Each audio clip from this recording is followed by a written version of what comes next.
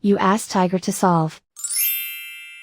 This deals with linear equations with one unknown. The final result is a equals 7.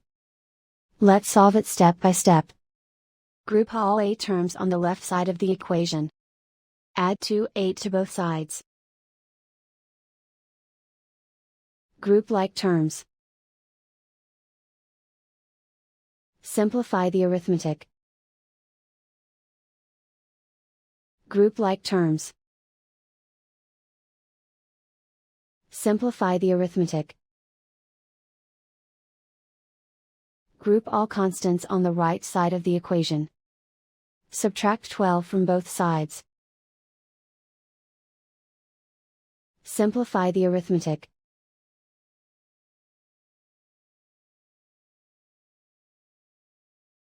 Isolate the a. Divide both sides by -3. Cancel out the negatives. Simplify the fraction. Cancel out the negatives. Find the greatest common factor of the numerator and denominator.